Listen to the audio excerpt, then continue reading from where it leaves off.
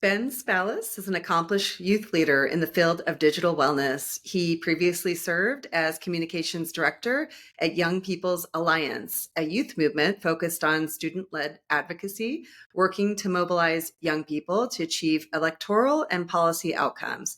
He maintains a thriving TikTok where he helps people improve their relationships with their phones. His advocacy work has led him to be a late stage editor for Dr. Jonathan Haidt's best selling book, The Anxious Generation, on the research on social media and mental health. He has been heavily influenced by contextual behavioral sciences and is currently co authoring a book with Dr. Mavis Sai on the principles of living with awareness, courage, and love. Hi, Ben. Thanks so much for your time. You nailed that. You nailed it. That was great. That was Thank awesome. you. Delivery was perfect. So I want to jump into a topic that I think is really important for young people to Yeah. understand, and it's about what's called nomophobia. So 85 to 99% of students are nervous or anxious when they don't have their digital devices near them. So that's how we define nomophobia. Yet the latest Pew poll shows that 74% of teens say they feel happier without their smartphones. So how can both of these things be true, and why do you think this is? I always hesitate with calling social media an addiction because there's that word works in a way because it captures this quality of I don't want to, but I do it anyways. And Mhm. I'm it's better without it, but I'm gonna do it again. And I'm gonna stop next time, but I'm back here again.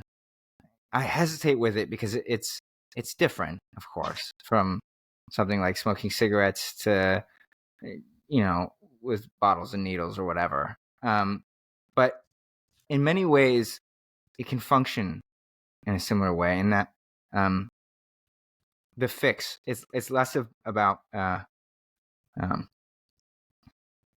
what it gives you and more about what it takes away.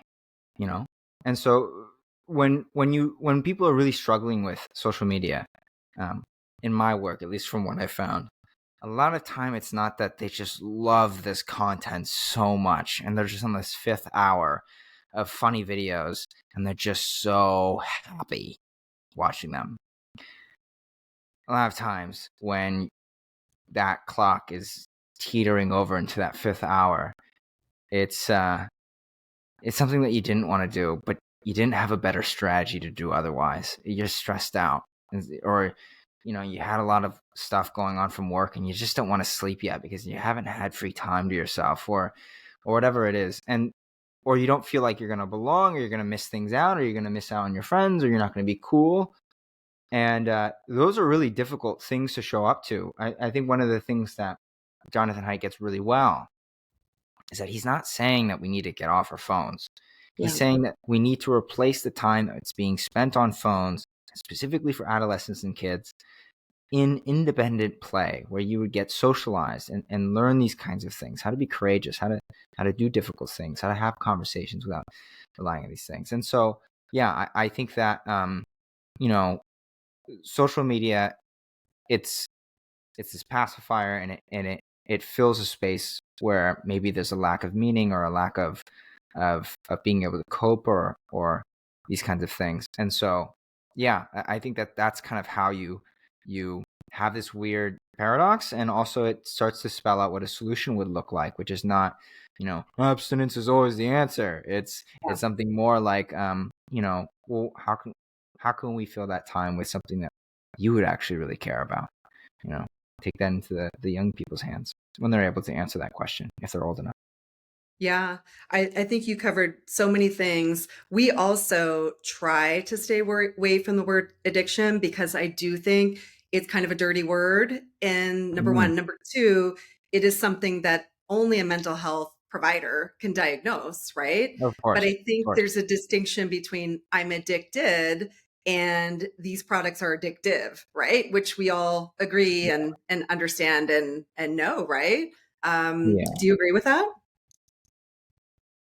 Yeah. So I'm a student of psychology, no expert in this stuff. So when I read about addiction in my limited time with that, I understand that it has its own controversies, and that a definition of what addiction is a really difficult thing to do. And of course, also, yeah, there are these problems with diagnosing and those kinds of things. So yeah, I think uh, can that label be taken too far?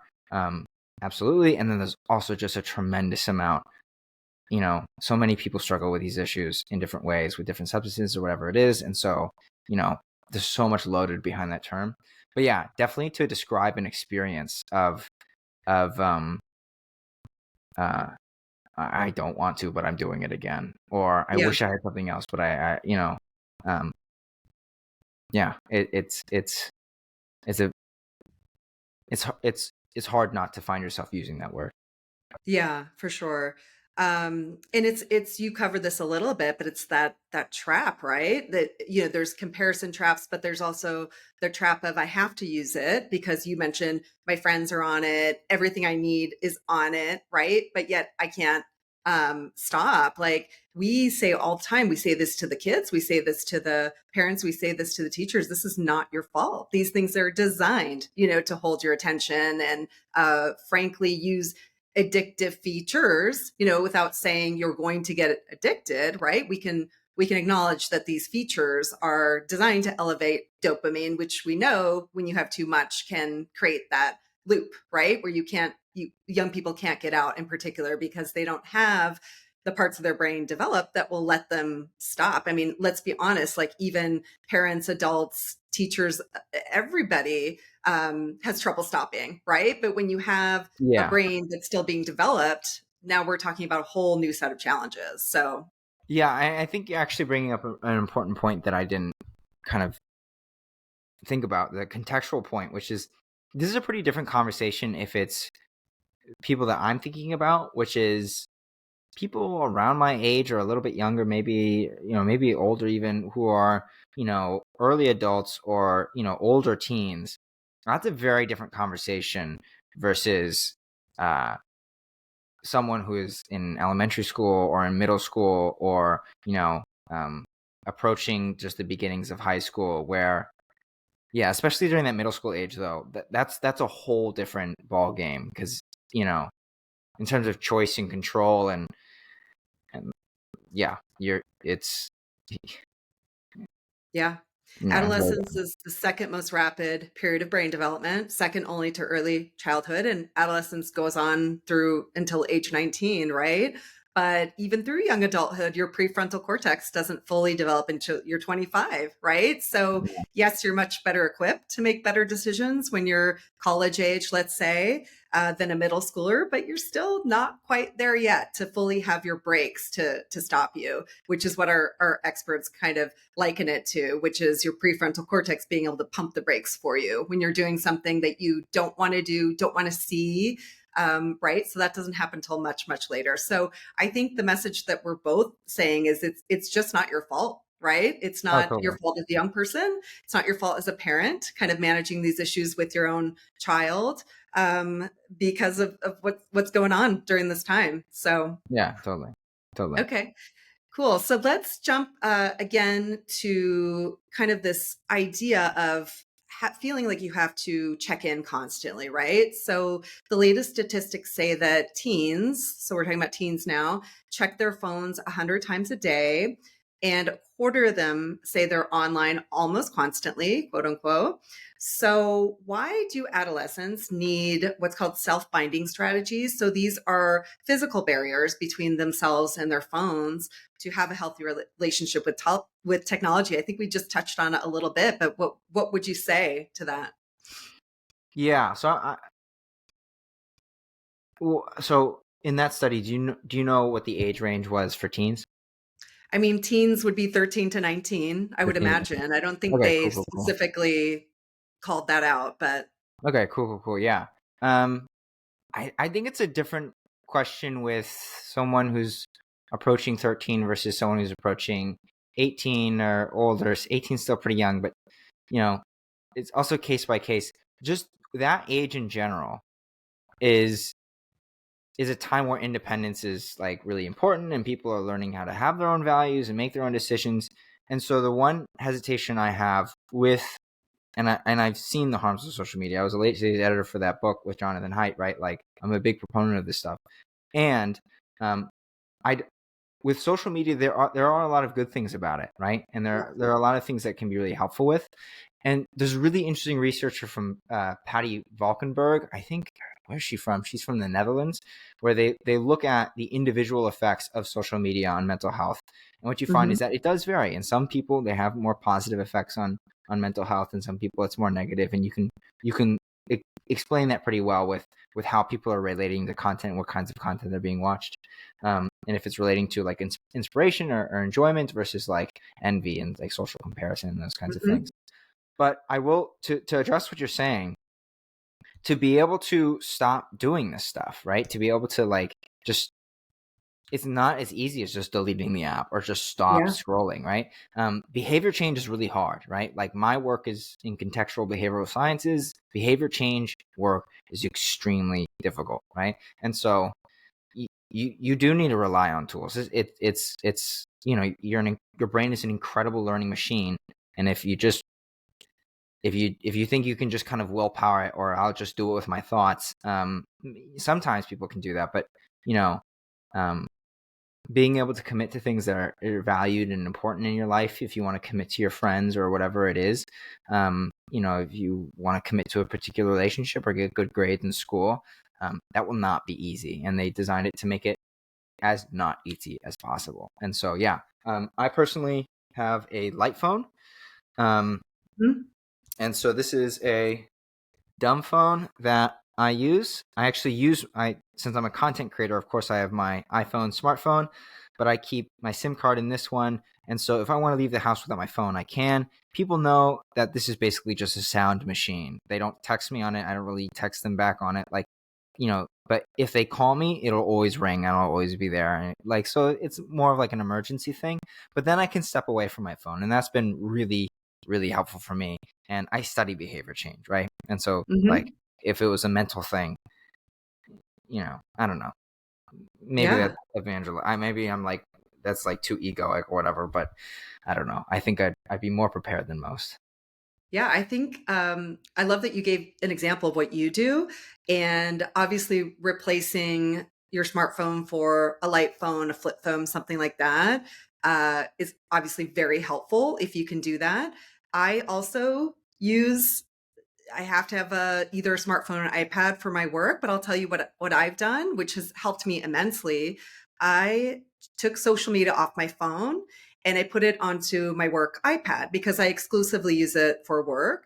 And then that iPad gets locked away in my office at the end of the day. And it's just made a huge difference because even at my age, I'm a mom, I'm in my mid 40s, right? Like I should be able to have control and awareness, and I do, but I would still find myself picking up my phone to answer a text. And then I'd say, let me just see if, how that video is doing that I posted on the work account, right? And then all of a sudden I'd end up scrolling and it was a loop. Yeah. And so what it took for me was to try that a couple times, get a text, oh, wait a second, Instagram's not on my phone anymore, right? And once you do that 2, 3 times, I don't know what the science is, it retrains your brain, right? So these are the kind of things that I think we're both starting to talk about that people can do. And then I'll just speak to the school side really quick because we've been working a lot with Yonder, who does the phone free spaces.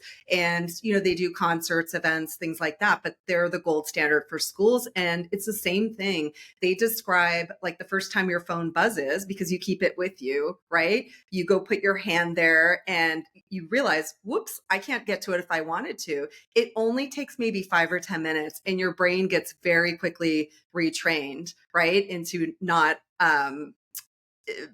going to that loop, right? Mm. So the physical thing is important. And the CEO of Yonder, he was one of my last conversations. He made a really interesting point, which hadn't fully occurred to me, which was that technology taps into your nervous system and it's actually a very physical thing. So having a physical barrier Oh yeah. makes a huge difference in cutting that cord, you called it a, I can't remember what you called it, but we call it a digital umbilical cord, right? Mm. So I just wanted to add those points, but I don't know Yeah. if there's any other strategies you can think of for young Oh yeah, yeah. people. I can give a few. I can give a few. Yeah, that'd be great. Um, Another thing that's huge is people.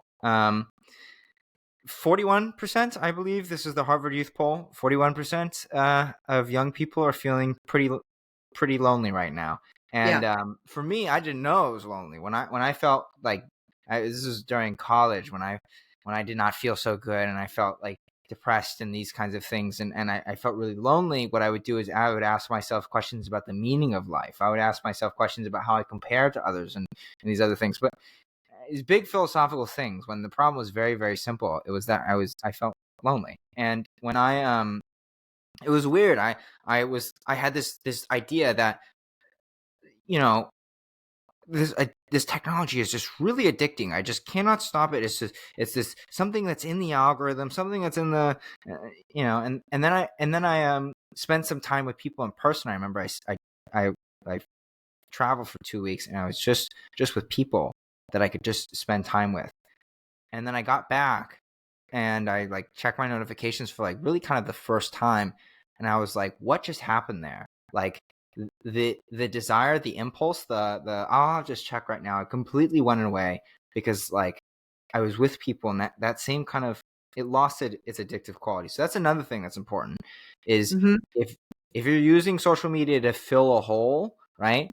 One of the best things you can do is just fill that hole with something that'll sustain you. You know, put some dirt in it, put a seed in it, let a tree grow instead of like filling that thing with trash so that it I don't know, whatever it is. Another thing I would say is, and this one's on the more expensive side. So like, but this one was like probably the one of the best purchases I've ever made. I bought an e-reader. So Hmm. this is a books e-reader. It's big enough to read PDFs and stuff. And uh, yeah, I absolutely love this thing because it's basically just a really crappy iPad, right? And so you can access the internet, so I can download articles or maybe like pirate books and stuff like that if I want to do that. Um, buy books, please. But also, I buy a lot of books, and I sometimes I just okay. It's my one. That's my dirty secret is I pirate books, but I buy them too. I buy them too. There's a whole bunch of them here. But anyways, um, that e-reader is just phenomenal because it's good at reading, it's good at writing, and it's crap at everything else, right? Like it's Yeah. just absolutely egregiously awful. I remember when I watched reviews on this thing, I heard that like you can access the internet and my heart sunk.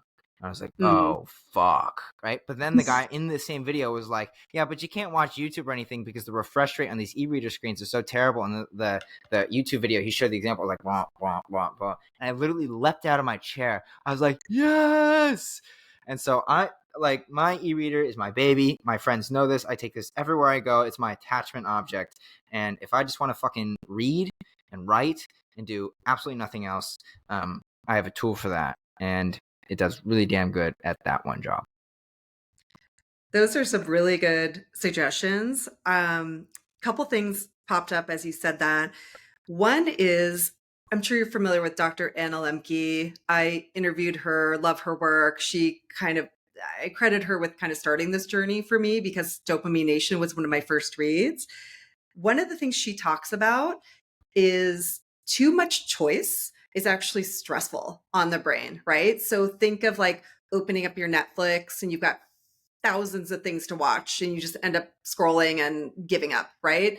But it's the same thing with what you're describing because not only is it stressful, but it also opens up the possibilities to infinity, right? Where you meant to go on and just read an article, right? But then you end up on YouTube if you're on an iPad, where if you can, especially as a young person, budget wise, dedicate technology and devices to specific things, it makes a huge difference in cutting your time, but also cutting out this stressful idea of too much choice, right? Yeah. So I think that's a really good like little rule of thumb. If people could maybe just keep in mind, how many choices do I have right now with this device that I'm using?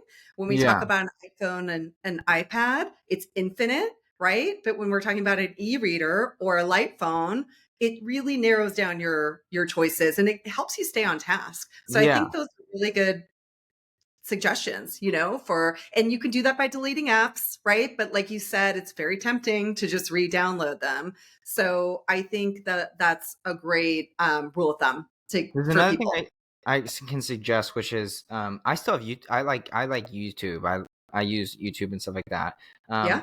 But you can, if you turn off your watch history, then it Yep. won't be able to give you recommendations. So if you go on YouTube, you go on the app, it's just a search bar and there's nothing else. Yep. And so you don't have any choices. And if you click the search bar, it's none of your previous searches. And so what that forces me to do is I watch things that are a little bit more productive because I'm Yep. not being like flashed at by some crazy title and some crazy thumbnail. And so I end up watching like things that are more productive. So anyways, and I still Yeah. have a great time on YouTube, so I can like use it Sure. and it's useful. But it So puts the choice back to you and not what yeah, the algorithm is feeding you, right? So it gives you that control back, which is really what we're looking for, right? Like we agree with everything you said. Like tech is here to stay. It's not a bad thing, but we just want to be in charge of the tech and not have the tech be in charge of us, basically. yeah. So, okay, so let's jump to TikTok because ironically, that is the platform that you use to help people get off their phones, right? But it's also a platform that is criticized for prioritizing negative and toxic content, including things like pro eating disorder content. So, can you explain what we call the negative bias and how this works? Yeah. So one of the most influential books I've read was a book called "Amusing Ourselves to Death" by Neil Postman. It was authored in 1985, and in the beginning of the book, he makes this argument that some people feared for 1984, but then the year came and went, and nothing really happened. But people had forgotten about a second dystopia that was slightly less well known, equally chilling, and it was Aldous Huxley's Brave New World. And Hmm. he basically makes the argument in that book that it was Huxley, not Orwell, that was right. And one of the thesis of the book is that, or one of the big parts of his thesis is taken from an idea from a guy named Marshall McLuhan, where he said that the medium is the message. So different mediums uh, have certain biases in how they present certain information. So I could write a book on birds. I could talk about birds, and I would have to show you a bird. I'd have to show you pictures and these kinds of things. Then I'd write letters. I could also make a video on birds, and that's different because now there's audio and you can hear the bird, you can see the bird move, right? I can verbally describe to you about birds, which is also different because maybe I can point to the bird or just describe it with my words. These things have slight influences on the messages themselves, right? They have slight biases. And so if you can control the medium, you can control the message because you control what messages become popular. And on social media platforms, what you have is an absolute reduction and absolute destruction of context, nuance, and pause. On short form content, I make these videos, I would know. You cannot have context. You cannot have citations if you're going to talk about research. That's absolutely not, right? You can't reference your sources. You can't have nuance. You can't have pause. If you waste any seconds, right, you lose your audience, right? And Hmm. so what happens is you need things that are going to take your attention. You're not going to ask for it. You have to get a hook, right? The first 3 seconds, you have to hook someone's attention and really get it in, right? Because people can scroll at any time. And so what that incentivizes, I can make a video on TikTok. Now TikTok allows you to post an hour-long video. And if I Hmm. wanted to, I could post an hour-long video on TikTok, right, about birds. But there's a difference between if it's on a book versus if it's on these kinds of platforms because of the way that the medium is shaped. So that, for example, you need to be quick and flashy or else people will leave. You need to be good looking because, for example, this where your cheekbones are or how nice your hair is, it doesn't really matter if you write a book on birds, but it really does matter if the medium or the platform that you're using is on TV or on some visual medium like TikTok, right? And so when you get negative content, it's just really hard to look away from. It's a lot harder to look away from than like really positive things. You see this in the news too, where people develop something called mean world syndrome, where the world has been Hmm. getting progressively safer and safer and safer across time, but they think the world is becoming more dangerous because they consume more news that things are more dangerous. And the reason that the news people are doing that is because that's the news that gets more views, right? And so yeah, that's it's a part of the platform and its innate design, and it's a part of negligence because these companies are aware of the kind of content that just kind of turning a blind eye towards. They could spend more time in real estate and mental estate or whatever capital resources they have on prioritizing these issues, but the government doesn't force them, and so they don't. And Yeah. it'll stay that way until we do. Yeah.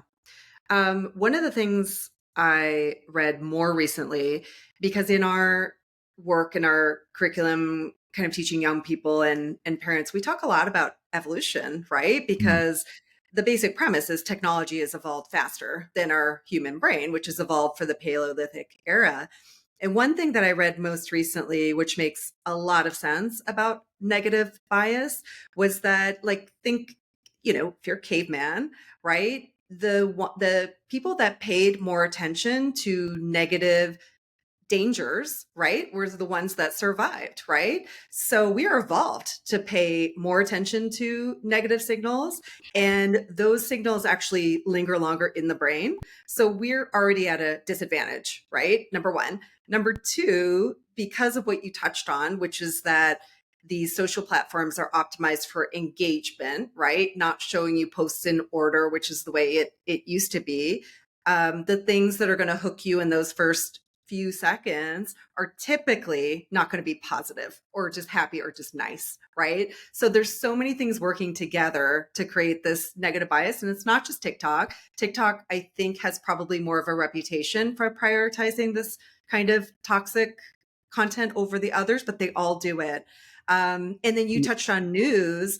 We have things like doom scrolling because of this, right? Like, mm, because not only are we going to pay more attention to things that have this warning signal, right? Regardless of actual mm. statistics, but then the algorithm's going to feed you more of that because it knows you like it, right? So we've got so many things working against us here that are turning our content negative, and not like the experience that you're describing when you turn off and customize YouTube, right? Where you can go on and look for what you want to see. We're actually being fed things that we really probably don't want to see. So I Yeah, just wanted to add to that. yeah. Can I piggyback on Yeah, that? no, go So ahead. there's a very, very, very famous researcher in the field of evolution named Edward O. Wilson. He was the founder of sociobiology, and there's this very famous quote that says something like that: "The problem of our age is that we have Paleolithic emotions, medieval institutions, and godlike technology." Yeah, And I feel like that really accurately describes kind of some of the dilemma that we're in. Yes, so technology is moving very fast. A lot of people are saying that we are creatures in evolutionary mismatch. We need to develop modern minds for a world that we did not evolve for. Um, and yeah, like you're totally right. So the human Homo sapiens sapien for I think we've been around for 200,000 to 250,000 years now, and for like 19 or like what is it 190,000 of those years to 240,000 of these, basically for the majority of that time we were in the middle of the food chain, not the yeah, top. You get apex predators. Their nervous system's very cool and calm and relaxed as they're when they're relaxing, and then when they hunt they go crazy, right? But for the people in the middle of the food chain, we have a lot of predators, and we also need to hunt a lot of people, and so kind of jittery monkey. And yeah, yeah, now you gave those jittery monkeys nukes and stuff like that, and that's kind of the day of our age. And you also gave them smartphones where they could twiddle their thumbs and tickle a part of their hind brain in a way that doesn't make them look away. yeah, I want to comment on the TikTok thing because uh, TikTok is horrific in its own ways. TikTok also, though, in some ways, really does prioritize safety in some ways that other platforms don't. And so, for like sexual content for young people, TikTok actually does way, way better than Instagram Reels, and I believe YouTube Shorts. I don't know if they tested this one, but yeah, mhm, the kind of the quickness that you can get sexualized content on Instagram is ridiculous. It's just yeah, ridiculous, and even at the youngest age that you can select. For TikTok, I think it was the Washington Post that did some tests with this. hmm, They couldn't find it. Even if they search for it, even if they actively look for it and stuff like that, it wouldn't. And so that's a very different experience. It doesn't mean that TikTok is great on this. They all get a failing rating. If TikTok is yeah, any better, then they get a D minus minus minus minus. But yeah, so that you know and there's other controversies on TikTok for certain valid reasons. And then the last thing I would just say is that um, it's a bias. So the negative bias is a bias. It's not all the kinds of content, but if you just went through a breakup and you're feeling especially vulnerable, Yeah. or you're depressed, or you're lonely, or anxious, right? People can feed into that in a way that in a community or in a society, in a public square, they would not be allowed to do. Like, that would Yeah. just be crazy. But they can do that privately on these platforms. And so, and it succeeds very well. So yes, but a lot of videos out there, they start more positively. It doesn't mean that Sure. it's better I content think though. I think you hit the nail right on the head there, because earlier you were talking about the very individual effects of social media, which is absolutely true, and that there are a lot of positives. And the studies support this too, which is that if you're going into it with an existing mental health condition, right? So if it's a breakup, you're feeling pretty sad, if you already have anxiety, it's going to take what you who you are and mirror it back to you, right? So that's a really, really important distinction, that social media actually can't cause mental health disorders, but what it can do is kind of amplify whatever you're feeling in the moment. So if you're going into it with a great state of mind, you're probably going to have a fine experience, right? Where if you're going Mm, into it with a breakup, it's going to figure that out. It's very yeah. good at figuring that out, and then it's going to take you down that rabbit hole. So I did want to point out that distinction, because there is no research that says this is going to give you a mental health disorder.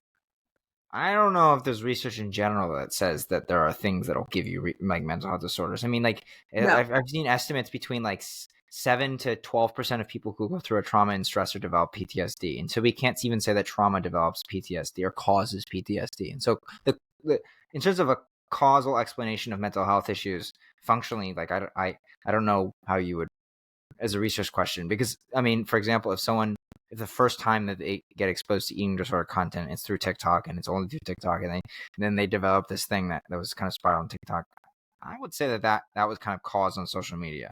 But I will say that yes, I think for the majority of the people, and I think the majority of the people on those graphs that we're seeing in Jonathan Haidt's book, Mhm. like the thing that makes people go red light crisis, that kind of thing, I think Yeah. that's people who you have exacerbating issues that are growing and Right. feeding into this machine You that is already social had media. a body image issue, and you were looking for healthy eating, or you were looking for, how do I lose a few pounds? And then it kind of just Yeah, nudges you further down that rabbit yeah, hole. That's a big difference between it causing it, because I do yeah, agree. There's some people that can go on and be absolutely fine and even self-regulate. So, yeah. I just don't know if I would say that they can cause or can't cause. I would just really hesitate with that. yeah, no, I agree. That's what I'm saying. There's no Yeah, evidence that it can. yeah, It's just the evidence is you already have an existing mental health condition of some kind, right? And then that's where that's affecting those people more so. yeah. I think I would hesitate to also though say that it can't develop that, because Yeah. I mean, we could just, as a brief note, just kind of with research methods, right? The kind of research that we're talking about is all group studies, right? So you need to do a single case design to Yeah. kind of make that claim if No, it's and I cause or think they're anything. correlative, just to be clear. Although I think, I mean, you work with Jonathan Haidt. I mean, I know there's more experiments coming out too, but much of the research before has been more correlative. Yeah, yeah, okay. But anyways, yeah, we can move on. Yeah, you and I can nerd out about this separately. Um, so let me just ask you one more thing about TikTok, Sure. because I think a lot of people are curious about the TikTok ban, which is Mm, quote unquote, that's what they're calling it. But this was in April of 2024. President Biden signed a law that would ban TikTok, which is Chinese owned, unless it's sold within a year to an American company. mm. So, can you explain that quickly, and maybe the young people, the sentiment that young people are feeling about this? Yeah. So young people hate this. They don't Yeah. like that, or at least the people on TikTok. I mean, that kind of makes sense though. The bill isn't actually a ban on TikTok. It's a ban on social. It's a ban on foreign adversaries being able to run social media platforms where they own the data and they're able to take data from those companies, right? And so China is like, or TikTok is currently in that position because it is owned by ByteDance, which is a Chinese owned or Chinese run company, and China is able to supposedly go in and just take data from them. Now with TikTok, that doesn't mean that it's a ban. That means that TikTok can sell their United States-based operations, not TikTok in Italy, not TikTok in Spain, not TikTok in South America, but United States operations to a United States company, so then they can keep themselves running. TikTok doesn't want to do that, and so they did a pretty crazy political move where they told a bunch of people that this was a ban, when it's kind of a ban, but they don't have to do that. In terms of why it happened, this is a rough position as someone who believes in social media regulation for youth mental health and someone who's very much experienced and seen the harms of social media. I hesitate with this because, if my TikTok, my platform was removed, I think I'd feel better as opposed to worse. I think that I think net maybe it might have a good impact on youth mental health because there's a good amount of people who only use TikTok, and hopefully some of them wouldn't just go to Instagram or some of these other things. And I know TikTok feeds into a lot of problems, but also TikTok does a lot of great things for certain people, and this is not the solution, right? Just banning social media is not a solution.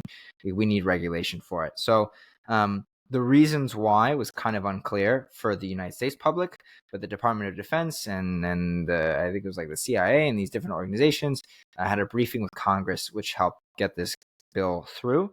The likelihood that TikTok will actually be banned in the next year is pretty low, because it's almost definitely likely going to be held up in court. And these big tech organizations spend millions of dollars every year in lobbying and making sure that paying organizations to sue and do these other things and stuff like that. They've influenced the Supreme Court recently, which is just crazy. And so there's the chances are that it's not gonna go through anytime soon. But for the reasons why, I don't think it's our fight. I don't think it's for youth mental health and those kinds of things. Maybe it's correlated, but the main reasons are for national security, which I'm not an expert in. I don't know. Yeah, for sure. I mean, again, I'm no expert either, but the way I try to explain it simply to people is it's a data issue, not a youth mental health issue. And in other words, as a Chinese company, if you're a Chinese company, you're required to share your data with the government. So as far as I understand, right now, ByteDance is required to share everybody's data with the Chinese government. They deny this, right? And neither of us are going to figure out the real truth or anything like that. But that is my understanding, is that it has to do with data safety, security. Yeah. The law is that ByteDance has to give data if China requests it, but they don't have to just give it in general. So they say that China's never requested it, and even if they did, they would never give it. But who the fuck knows? Okay.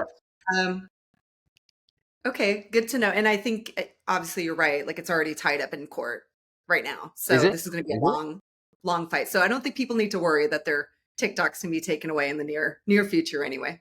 Okay, so last question has to do, again, a little bit more on possibly the regulation side, which I think you have a lot of experience in. So this was very recent. In June of 2024, the US Surgeon General called for warning labels on social media products, much like what we see on cigarette packaging. And just to be clear, he can't take this action on his own. This would have to be something that Congress decides to do.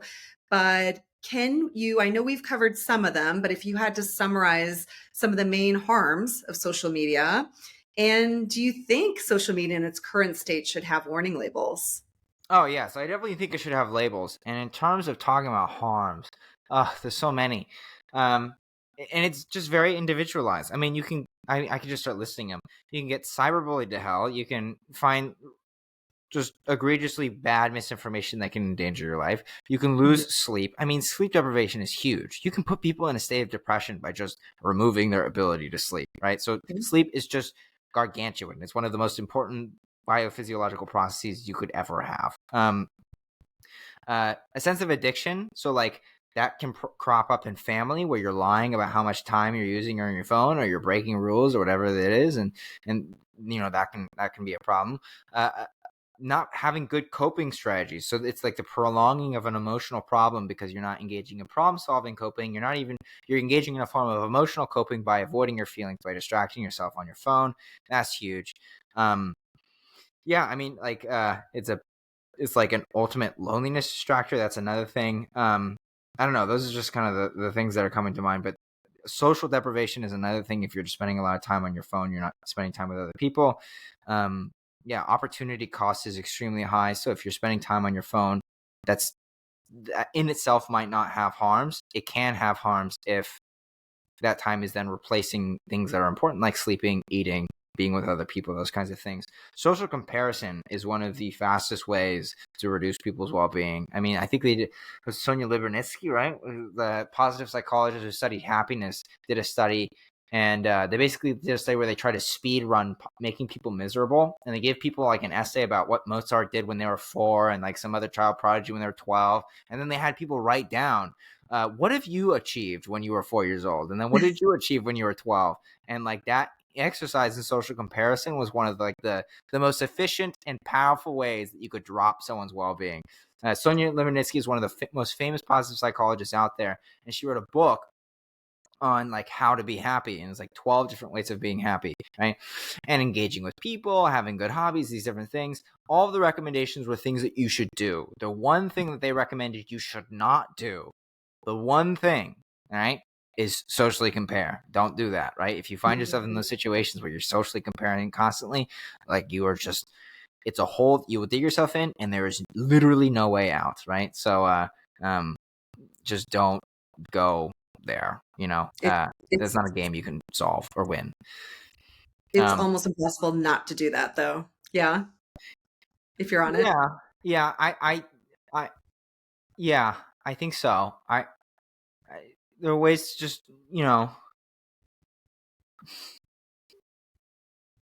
yeah, I think it depends on the people. I think it depends on how you're using social media. I think there's very Mhm, positive ways you can use it, but yeah, in these kind of short form content, you're shown influencers and those kinds of things. You're not connected with people that mhm. you know and love. Yeah, it's almost at points nearly inevitable. So, Yeah, and then that doesn't include like any more. Those harms that I'm talking about don't really include like more individual things. Like if social media makes it more easier for you to be able to get connected with someone who's selling you yeah, drugs that is laced with something that you thought was prescription medication, but it was laced with something that, you know, mom doesn't have a son anymore, which is just horrible. And those stories exist, and so, yeah. um, yeah. I mean, like you said, the list is exhaustive. I think it's like two buckets. We talk about mental health harms, but then we have there's actual safety harms, right? Which you covered a little bit: bullying, sextortion, grooming, predatory behavior. Like the list goes on and on and on. And Mm. it is very overwhelming. But I mean, I think just to wrap it up with maybe a positive note, right? These are all things that existed before, right? It's just that these platforms are supercharging things like social comparison. We've always had social comparison, so these are normal human things. So back to your point, which you've hit on a few times, about if we can get some common sense legislation in place that can minimize some of these things, and these are design choices that these companies have made. We can automatically reduce some of these harms. Don't you agree? Yeah, seriously, yeah, definitely. I would say just, um, I don't know if there's young people listening. I would just say that while this is very, very kind of scary and intimidating, Yeah, this is also just very navigable. It is very navigable, right? It might mean and require that you need to separate yourself from the majority, and and kind of the generation that you're growing up in has some insane practices and really crazy ways of talking about mental health or talking about what's normal, and just, I don't know. There's a lot of just crazy things about Gen Z, but this is definitely navigable.